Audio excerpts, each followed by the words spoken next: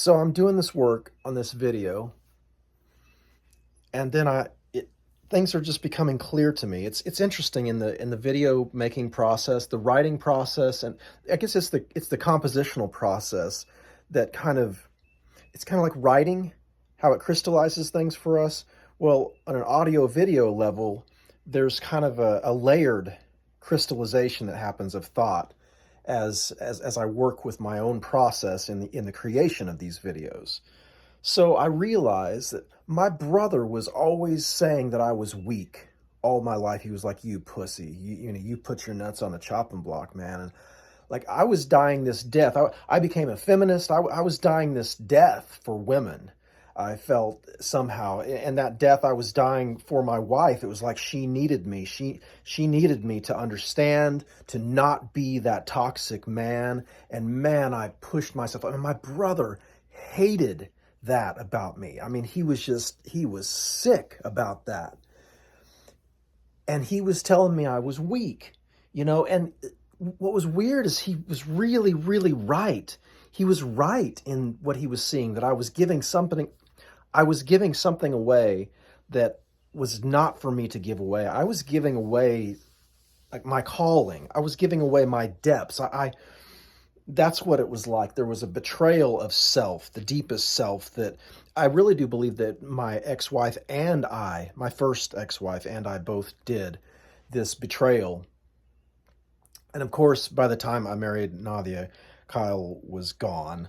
I had this visitation from Kyle where he showed up and he just looked at me and he was like, "Damn, Trav, if I'd have told you, if I'd have thought you, if I'd," he said, what did he say?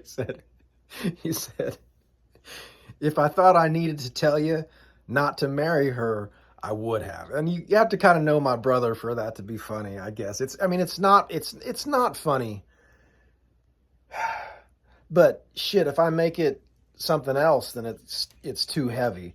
What I can say about all that, and I describe this in some more detail in the video that I've got coming up, but we did not have the collective wisdom to bring that together as a family. Myself, Nadia, my mother, my mother's husband, Marl, and Martu, all of us together, we did not have the collective wisdom to push that. And, you know, I could be questioned deeply for my wisdom of moving forward with that, of our wisdom, of Nadia and I's wisdom of moving forward with that as quickly as we could. And certainly, I mean, that would be open. There are many things that many people could say about that.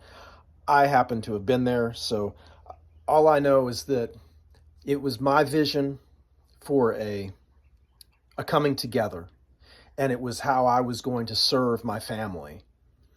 And so and then Nadia was there and she was willing, and we certainly felt that we were in love, or at least that's how I was processing it. And then it came to a place where, well, there are a lot of details in there that I am not ready to discuss, but it was difficult and it was painful. And as I said before, it seems that we were not able to gather the collective wisdom that we needed to make that happen. And so I am as an artist, as a human being, as a member of community, I guess, Ross a while back said, "Yeah, I would like to know some of those details." And I said, "Okay." And I was able to describe it probably in some similar way that I am now. The important thing for me is that, well, the important thing for us is that we move through with love and forgiveness. And this is how I handled myself through the entire affair as best as I could. And I certainly was not perfect by any means. That's a ridiculous thing to say. I wasn't perfect. Come on. If you have to say that, I mean, I don't even know what that means, but I am not. I am far from perfect. And it appears that, yes, that relationship showed me not just my neurosis, but I think really what I've been dealing with since is kind of it really showed me some things about my family, about the current relationships, not things that I'm holding against people that they did in the past, but there were a couple of visions from the men in my family that I really began to understand. I'm like, this is how things are seen, right? And uh, that's part of the story right now. So it may all come out. Uh, Apparently, this is part. Writers do this, I suppose, and as the terrain of art and this medium of speaking to cameras and sharing in real time, I guess this is what it's like to be in a tribe.